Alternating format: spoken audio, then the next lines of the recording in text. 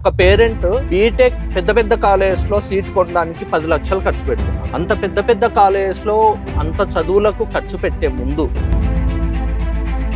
వాళ్ళు కెరియర్ లో స్ట్రక్ అవుతున్నారు, ఎడ్యుకేషన్ లో స్ట్రక్ అవుతున్నారు, సెల్ఫ్ కాన్ఫిడెన్స్ లోపిస్తుంది, సెల్ఫ్ డౌట్ వస్తుంది. రీచ్ అవ్వడం కానీ ఒక సక్సెస్ రేట్ చూసుకుంటే చాలా తక్కువ. ఎందుకంటారు? మా అన్న చేశాడు కాబట్టి, మా రిలేటివ్ చేశాడు కాబట్టి. ఒలింపిక్స్ లో గోల్డ్ మెడల్ కొడుతున్నారు, లేకపోతే చెస్ లో గోల్డ్ మెడల్ కొడుతున్నారు. చెస్ ఆడుతున్న ప్రతి వాడిని మనము చెస్ లో గోల్డ్ మెడల్ కొట్టు అని మనం చెప్పలేము. 10th ఫెయిల్ అయితే నీ కథ ఉంది. మార్క్స్ చూసి డిటర్మైన్ చేయలేమంటారు. మార్క్స్ చాలా బాగా వచ్చాయి అని స్కూల్ పైన వెళ్ళి స్ట్రైక్ చేశాడు. మార్క్స్ చూస్తే చాలా బాగా వస్తున్నాయి, కానీ అదే కిడ్ చిన్న చిన్న క్వశ్చన్స్ కి కూడా, జనరిక్ క్వశ్చన్స్ కి కూడా ఆన్సర్ చేయలేకపోతున్నాడు. అంటే క్లీన్ గా ఉండడం ఇంపార్టెంటా, లర్నింగ్స్ ఉండడం ఇంపార్టెంటా? రవీంద్రనాథ్ గారు, ఇది చూస్తుంటే ఆ ఫైనల్ లాస్ట్ మార్క్స్ ఇలా ఉంటే దీని కిక్కే వేరప్ప.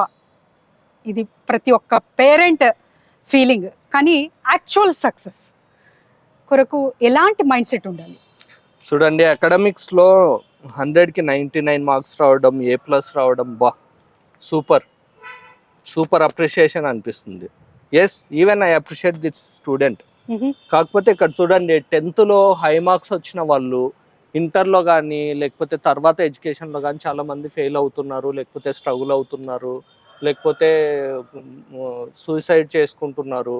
ఇది పీక్ టైం అండి. పేరెంట్స్ అబ్జర్వ్ చేయాల్సిన పీక్ టైం. ఎందుకంటే అకాడమిక్స్తో పాటు వాళ్ళకి మెంటల్ క్లారిటీ ఉండాలి చూస్ చేసుకోవడానికి. నెక్స్ట్ సబ్జెక్ట్ ఏం చూస్ చేసుకోవాలి, నా కెరియర్ ఎలా ఉండాలి, దాంతోపాటు క్రియేటివ్ థాట్ ప్రాసెస్ ఉండాలి, అండ్ అన్బ్రేకబుల్ సెల్ఫ్ కాన్ఫిడెన్స్ కావాలి.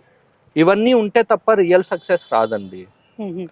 ఇది ఖచ్చితంగా అకాడమిక్స్లో పనికొస్తుంది, but for the long run ఇవన్నీ ఉండాలి: clarity, self confidence and growth mind set with creativity. So ఇవన్నీ మరి పెంపొందించాలి మన పిల్లల్లో అంటే ఏం చెయ్యాలి రవీంద్ర గారు? ఇవన్నీ పెంపొందించాలంటే అన్నిటికీ ఒకటే మార్గం అండి. They have to go through certain trainings. ఇప్పుడు చూడండి, ఇప్పుడు ఒక పేరెంట్ బీటెక్ పెద్ద పెద్ద కాలేజెస్లో సీట్ కొనడానికి 10 లక్షలు ఖర్చు పెడుతున్నారు లేదండి? పెడుతున్నారు. అవును. I'm happy that parents are ready to spend so much money. కరెక్టా? అవును. కాకపోతే నా సజెషన్ ఏంటంటే, అంత ఖర్చు పెట్టే ముందు, అంత పెద్ద పెద్ద కాలేజెస్లో అంత చదువులకు ఖర్చు పెట్టే ముందు అసలు ఆ చదువు చదవాలా లేదా ఇది తెలుసుకోవడానికి ఎంతో కొంత ఖర్చు పెట్టవచ్చు కదా. ఇప్పుడు 200 యాపిల్ పండ్లు కొంటున్నాము, అందులో 2 యాపిల్స్ను శాంపిల్స్గా తీసుకోవడానికి తప్పేంటి? What are we losing? మనం ఏమన్నా నష్టపోతామా? దానివల్ల లాభం ఉంటుందా? ఇది పేరెంట్స్ గమనించాల్సిన విషయం. ఈ ట్రైనింగ్స్ లేకనే వాళ్ళు కెరియర్లో స్ట్రక్ అవుతున్నారు, ఎడ్యుకేషన్లో స్ట్రక్ అవుతున్నారు, సెల్ఫ్ కాన్ఫిడెన్స్ లోపిస్తుంది, సెల్ఫ్ డౌట్ వస్తుంది. It is dragging them to depression. Correct. ఎక్కడ స్టార్ట్ అవుతున్నాము, ఎక్కడ ఎండ్ అవుతున్నాము అనేది ఒక క్వశ్చన్ మార్క్. సో ఇప్పుడు ప్రస్తుత కాలంలో అయితే చూస్తూ ఉంటాము. సో మార్క్స్ వచ్చిన పిల్లలు చాలా మంది ఉన్నారు, కానీ ఆ గోల్ రీచ్ అవ్వడం కానీ ఒక సక్సెస్ రేట్ చూసుకుంటే చాలా తక్కువ. ఎందుకంటారు రవీంద్ర గారు? ఇటువంటివి లోపిస్తున్నాయండి. ఇమ్మీడియట్ గా జంప్ అవుతున్నారు కంక్లూజన్స్ కి. ఓకే, మా అన్న చేశాడు కాబట్టి నాకు ఇది. దీన్ని మేము సైకాలజీలో బారోడ్ థాట్స్ అంటాము. బారోడ్ థాట్స్ అంటే ఏంటి? నీ థాట్ కాదు. ఇప్పుడు మీ థాటే అనుకోండి, మీరు జస్టిఫై చేసుకోగలుగుతారు, లాంగ్ రన్ లో కూడా మీరు విత్ స్టాండ్ అవ్వగలుగుతారు. ఇవన్నీ బారోడ్ థాట్స్. మా అన్న చేశాడు కాబట్టి, మా రిలేటివ్ చేశాడు కాబట్టి, మా ఫ్రెండ్ చేశాడు కాబట్టి, సో నేను ఇది చెయ్యాలి, మా మామ చేశాడు కాబట్టి నేను ఇది చెయ్యాలి. దీని నుంచి బయటపడాలి. దీని నుంచి బయటపడి నాకు ఏది సూట్ అవుతుంది. ఇప్పుడు రీసెంట్గా వచ్చేసి చూడండి, ఇప్పుడు ఒలింపిక్స్లో గోల్డ్ మెడల్ కొడుతున్నారు, లేకపోతే చెస్లో గోల్డ్ మెడల్ కొడుతున్నారు. చెస్ ఆడుతున్న ప్రతి వాడిని మనము చెస్లో గోల్డ్ మెడల్ కొట్టు అని మనం చెప్పలేము. మేబీ ఇక్కడ చెస్ ఆడుతున్న అబ్బాయికి అది జస్ట్ ఎంటర్టైన్మెంట్ అవ్వచ్చు, but not for the kid who is going for gold medal. Maybe chess ఆడుతున్న అబ్బాయి వేరే దాంట్లో గోల్డ్ మెడల్ కొట్టవచ్చు. Are we recognising that is my question. So ఈ Okay. క్వశ్చన్ అందరికి రావాలి. చాలా మంది పిల్లలకి హై స్కోర్స్ వస్తున్నాయి 10th క్లాస్లో, ఇంటర్లో ఫెయిల్ అవుతున్నారు, బీటెక్లో ఫెయిల్ అవుతున్నారు, సప్లీలు రాసి ఎప్పటికో కానీ సర్టిఫికేట్ రావట్లేదు. సో ఇవన్నీ డౌన్ అవ్వాలి అంటే, వీటన్నిటిని హ్యాండిల్ చేయాలి అంటే ఎర్లీ ఏజ్లోనే వాళ్ళకి కెరీర్ క్లారిటీ రావాలి. కెరీర్ క్లారిటీ ఎప్పుడైతే వస్తుందో అప్పుడు వేసే ప్రతి అడుగులో వాళ్ళు పాస్ అయినా ఫెయిల్ అయినా వాళ్ళు విత్హోల్డ్ అవుతారు. ఎందుకంటే వాళ్ళు చూస్ చేసుకున్న కెరియర్ కాబట్టి వాళ్ళు ఫెయిల్ అవుతున్నా కూడా మళ్ళీ పాస్ అవుతారు. 10th ఫెయిల్ అయితే నీ కథ ఉంది అన్నారు అనుకోండి, that will become his whole purpose. అర్థమవుతుందా? అంటే అప్పుడు ఏమవుతుంది, 10th ఫెయిల్ అయితే నా పర్పస్ ఇక్కడతో కంప్లీట్. అసలు మనం అబ్జర్వ్ చేస్తున్నామా అనేది పేరెంట్స్ గమనించాల్సిన విషయం. కరెక్ట్.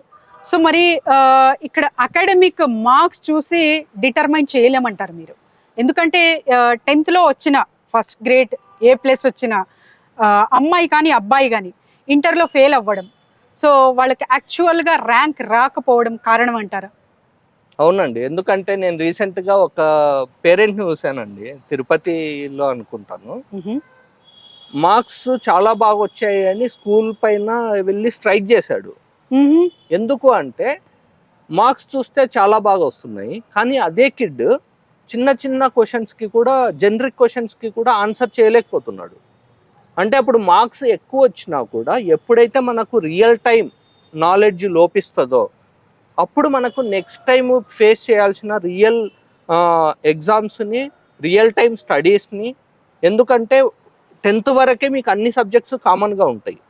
ఇంటర్, డిగ్రీ వీటన్నిటిలో డెడికేటెడ్ సబ్జెక్ట్స్ ఉంటాయి, అవి real time knowledge with experiments చేయాలి. సో అవన్నీ అవ్వాలంటే జస్ట్ అకాడమిక్ స్కోర్ మీద బేసిస్ చేసుకోకూడదు. వాటితో పాటు అసలు రియల్గా ఫిజిక్స్ తెలుస్తుందా, రియల్గా సైన్స్ తెలుస్తుందా, మన ఇంట్లో ఒక మొక్క నాటితే అది ఎన్ని రోజులకు మన చేతికి వస్తుంది అని మనకు అర్థమవుతుందా. జపాన్లో పిల్లలకి ఏం నేర్పిస్తారంటే పంటలు పండియడం నేర్పిస్తారు, వంట వండడం నేర్పిస్తారు, క్లీన్ చేయడం నేర్పిస్తారు. ఒక పేరెంట్ కంప్లైంట్ ఇచ్చాడు అనమాట ఒక సైకాలజిస్ట్ దగ్గరికి తీసుకెళ్ళి, మా వాడు రోజు క్లీన్లీనెస్ లేకుండా ఇంటికి వస్తాడు అని. దాని బ్యాక్గ్రౌండ్ అనాలిసిస్ చేస్తే that school has real time knowledge. Okay, అంటే పంటలు పండియాలి, వంటలు చేయాలి, ఇవన్నీ చేస్తే ఖచ్చితంగా క్లీన్లీనెస్ లోపిస్తుంది. అంటే క్లీన్గా ఉండడం ఇంపార్టెంటా, లర్నింగ్స్ ఉండడం ఇంపార్టెంటా? ఎవ్రీథింగ్ ఈజ్ ట్రిగ్గర్డ్ అనమాట.